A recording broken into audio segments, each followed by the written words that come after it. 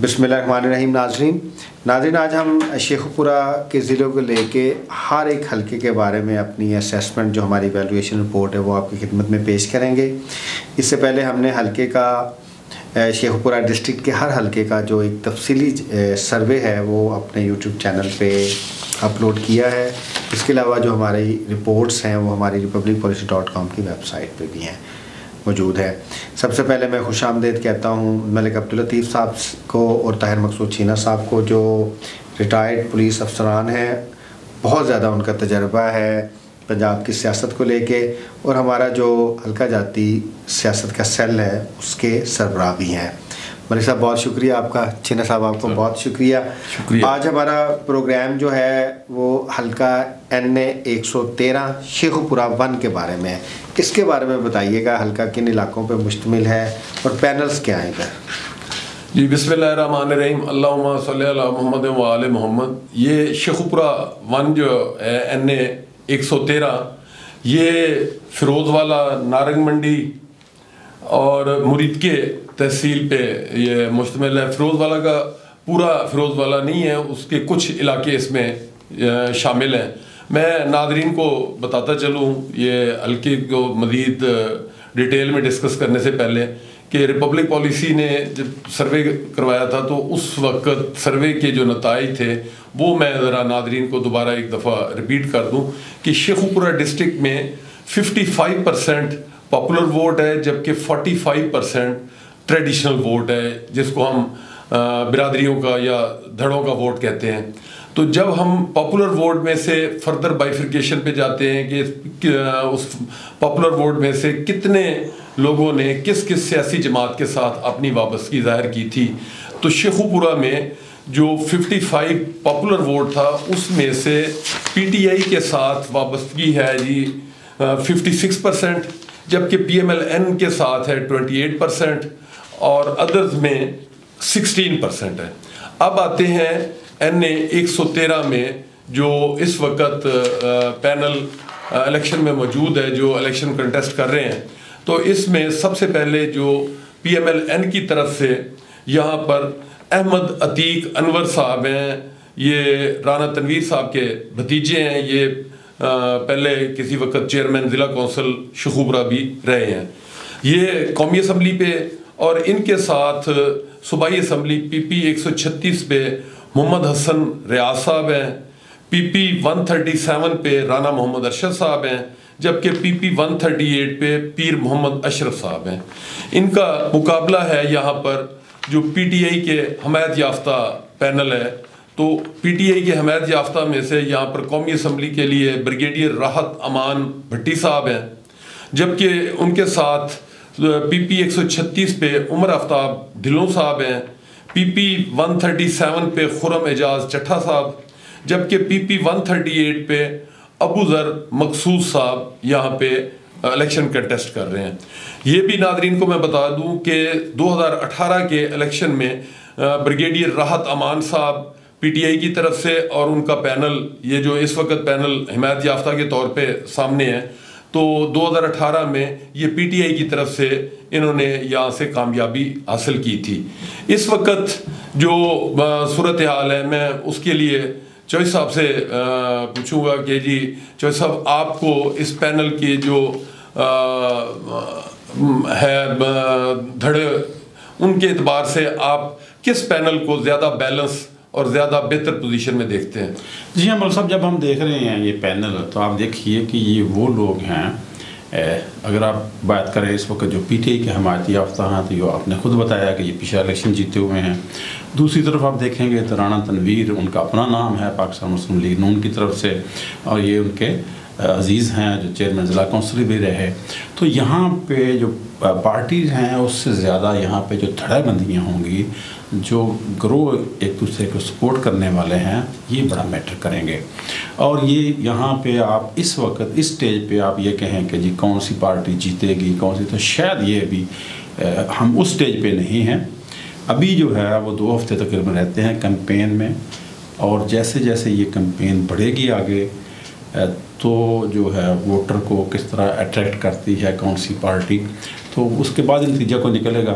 जो पीटीआई के हमायती याफ्ता हैं यहाँ पे, उनके लिए थोड़ा सा ये है कि नुकसान है इस तरह कि उनके पास जो पार्टी थी पाकिस्तान तहरीक इंसाफ, वो और उसका जो इंतखाबी निशान था बल्ला, वो नहीं है। तो ये एक तरह का उनको सेटबैक है, उनके पास मुख्तलिफ निशानात हैं और ये उन्होंने निशानात जो हैं अपने वोटर तक कन्वे करने हैं, तो ये उनके लिए थोड़ा सा मुश्किल है। जी जो सब आपने दुरुस्त फरमाया कि जो पीटीआई के हमायत याफ्ता पैनल है कि उनके पास उनका पॉपुलर जो इंतखाबी निशान है बैट वो नहीं है, लेकिन चूँकि अब सोशल मीडिया का दौर है, डिजिटल मीडिया का दौर है, तो अब ये बात एक इलेक्शन कैंपेन का भी एक हिस्सा समझे कि इन उम्मीदवारान ने अपने वोटर्स तक इस बात को कम्युनिकेट करना है कि जी हमारा इंतखाबी निशान इस वक्त बैड नहीं है, जो मौजूदा है उस पर वो इलेक्शन कंटेस्ट करेंगे। तो मुझे जो सब आपसे मैं ये पूछना चाहूँगा कि कुछ ज़राए से मुझे ख़बर मौसूल हुई है कि अब जो है आज से ऑनवर्ड या कह लें आज भी उसमें शामिल कर लें कि अब जो एक इंतकामी कार्रवाइयाँ जो पहले चल रही थी कि उनमें सुनने में आया है कि अब कमी आ गई है, अब जो पीटीआई की हमायत याफ्ता उम्मीदवारान हैं वो भी फ्रीली अपनी कैंपेन कर सकेंगे।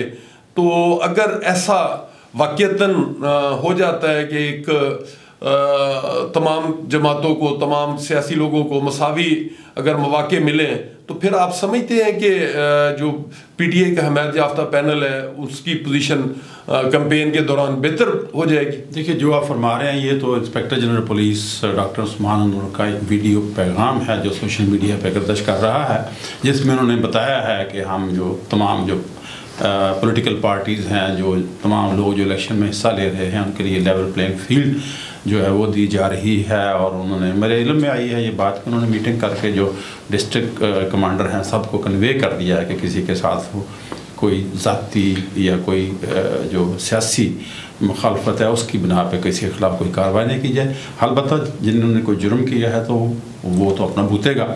तो इससे पीटीआई को फ़ायदा होगा। मैं तो जो नुकसान पीटीआई को पहुंच चुका है मैं तो उसकी बात कर रहा हूं कि वो एक बड़ा नुकसान है कि उनके पास अपना इलेक्शन सिंबल नहीं है। अब ये बात कि वो कैसे कन्वे करते हैं ये उन पर डिपेंड करता है। जो उनकी कैंपेन है, इलेक्शन कैंपेन वो है, उसके नतीजे जो हैं कि वो तो 8 फरवरी को सामने आएंगे।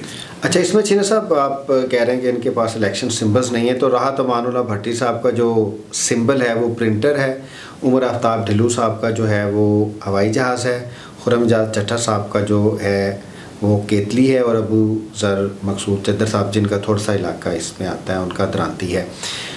अच्छा छिन्ना साहब, आपसे क्वेश्चन ये है कि पिछली दफ़ा जब राहत अमानुल्लाह भट्टी साहब यहाँ से जीते थे तो क्रिटिक्स ये कहते थे उनमें बुनियादी किरदार उमर आफ्ताब ढिल्लू साहब का और खुर्रमजाद चट्टा साहब का था। क्यों? इनके विंग बहुत स्ट्रॉन्ग थे। उमर आफ्ताब ढिल्लू साहब कौमी असम्बली के भी 2018 में उम्मीदवार थे, जबकि 2013 में भी राहत अमानुल्लाह भट्टी साहब यहाँ से इलेक्शन लड़े थे। तो इनके विंग स्ट्रॉन्ग हैं, तो इनका एडवांटेज राहत अमानुल्लाह भट्टी साहब को नहीं होगा? हाँ, यकीनन। देखिए, अगर जो विंग स्ट्रॉन्ग हैं आप कह रहे हैं और ये सब मिल के इलेक्शन लड़ते हैं तो उसका फ़ायदा तो अल्टीमेटली जो है वो जो नेशनल असम्बली का कैंडिडेट है उसको होएगा। अच्छा, और मलिक साहब आपसे क्वेश्चन है, क्योंकि ये जो हल्का ने 113 है ये बॉर्डर एरिया का आप कह सकते हैं इसको, शेखुपुरा का हल्का है जो नारोवाल के साथ मिलता है, गुजरांवाला के साथ मिलता है और लाहौर के साथ भी मिलता है। तो इसमें 3 बल्कि आप क्या लेंगे, इंडिया के साथ ही मिलता है। बिल्कुल, और इसमें प्राइमरीली जाट बिरादरी बहुत ज़्यादा है, इसके अलावा राजपूत भी हैं, अराई भी हैं। और ये कितने हद तक पीटीआई को फ़ायदा होगा उनका स्ट्रॉन्ग पैनल, क्योंकि पॉपुलर वोट में वो आगे हैं और जो नून लीग का पैनल है वो भी स्ट्रॉन्ग है, लेकिन इनका पैनल ज़्यादा कंफर्टेबल है। और जी मैं अर्ज़ कर देता हूँ, चौधरी साहब ने जिस तरह बताया कि जी पीटीआई को ऑलरेडी एक सेटबैक पहुँचा हुआ है या नुकसान पहुँचा हुआ है, तो मैं कहता हूँ कि देर आयत दुरुस्त आयत के मिसदाक पे कि चलें अब जो बाकी दिन हैं अगर इनमें ही उनको फ्रीली कैंपेन का मौका मिल जाता है तो यकीनन हालात बेहतर हो जाएंगे।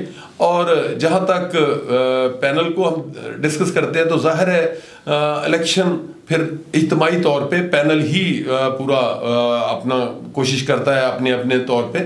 तो पैनल को जब देखते हैं तो राहत अमान साहब का जो पैनल है, जो पीटीआई का हमायत याफ्ता पैनल है, ये जो पीएमएलएन के पैनल से ज़्यादा बेहतर पोजीशन में है, ज़्यादा बेहतर बैलेंस पैनल इसको हम कह सकते हैं।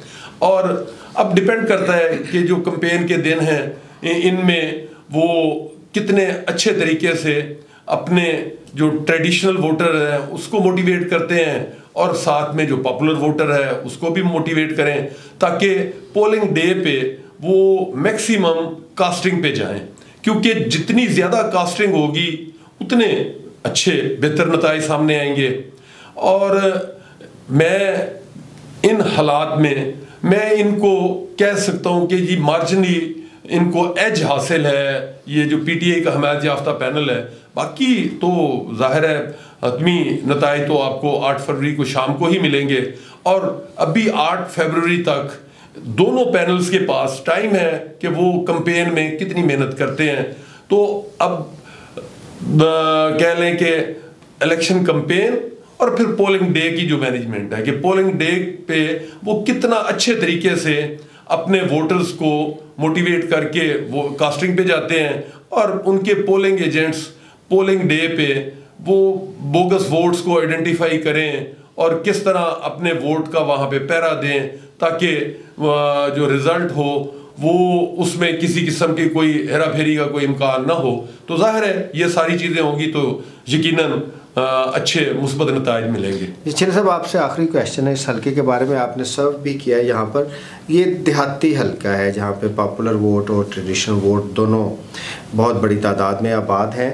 तो जो पीटीआई की डिजिटल मीडिया कैंपेन है वो इंतहात में क्या उतनी ही असर रसूख होगी जितनी रवायती कैंपेन होगी? अच्छा, ये इसका बहुत ज़्यादा फ़र्क नहीं है। जो डिजिटल मीडिया कैंपेन है इस वक्त अभी आप देखिए सोशल मीडिया पे बहुत सारी ऐप्स हैं। मसलन एक ऐप है टिकटॉक, जिसके बारे में कहा यह जाता है कि ये देहाती लोगों के लिए है। तो मतलब अब भी हर जगह पे नेट है और इतना तो शऊर है, जो लोग मोबाइल फ़ोन इस्तेमाल कर रहे हैं कि उन्होंने ऐप कैसे इस्तेमाल करनी है। सो अब जो ज़ाहिर है जो फिज़िकल कैंपेन है उसके साथ साथ डिजिटल जो कैंपेन है उसकी भी बड़ी अहमियत है। और अगर हम देखें और तमाम आप स्टैटिस्टिक देखें, तमाम अखबारें देखें, तमाम मीडिया देखें, तो पता ये चलेगा कि पीटीआई की डिजिटल कैंपेन दीगर पार्टियों की निस्बत वो बेहतर है। जी, आखिर में मियां नुमान खालिद साहब भी यहाँ पे टीएलपी के कैंडिडेट हैं और ज़हीर बाबर साहब जमात इस्लामी के हैं। छेर साहब, आपके ख्याल में किस उम्मीदवार को एडवांटेज है, राहत साहब को या अहमद अतीक अनवर साहब? अच्छा, मैं सच्ची बात है यहाँ पे बड़ा मुश्किल है इस वक्त आप कहना कि जो है कौन सी टीम आगे जा रही है। बड़ा नेक टू नेक मुकाबला है इस वक्त। जैसे मलिक साहब ने कहा कि जो 2 हफ्ते रहते हैं उसकी कैंपेन जो है वो कैसे अप्रोच करते हैं उसके बाद ही पता चलेगा। तो यहाँ पे आप कह सकते हैं कि जी एक बड़ा करीबी मुकाबला होगा। जी मलिक साहब। जी बिल्कुल, मैं तो पहले ही है कि ये अभी जो दिन हैं इनमें डिपेंड करेगा कि कितनी मेहनत पैनल करता है। तो अभी ये दिन है तो इंशाल्लाह हम 8 फरवरी से पहले 2-3 दिन पहले फिर इसका जो लेटेस्ट पोजीशन होगी वो एक तजज़िये की सूरत में अपने नाज़रीन को ज़रूर पेश कर देंगे। इस वक्त की जो सूरत हाल थी वो हमने बता दी। जी, आखिर में नाज़रीन, जो इस वक्त की evaluation report Republic policy think tank की है उसमें राहत अमानुल्लाह साहब जो हैं, राहत अमानुल्लाह भट्टी साहब जो ब्रिगेडियर हैं, उनको मार्जिनल एडवांटेज ज़रूर हासिल है, लेकिन हतमी जो है वो 8 फरवरी को ही पता चलेगा। आपको बहुत शुक्रिया, आप हमारे साथ जुड़े रहे। अगर आपको हमारा चैनल पसंद आए तो हमारे चैनल को ज़रूर सब्सक्राइब कर लीजिएगा। मलिक साहब और छेर साहब, आपका बहुत शुक्रिया। अल्लाह हाफिज़।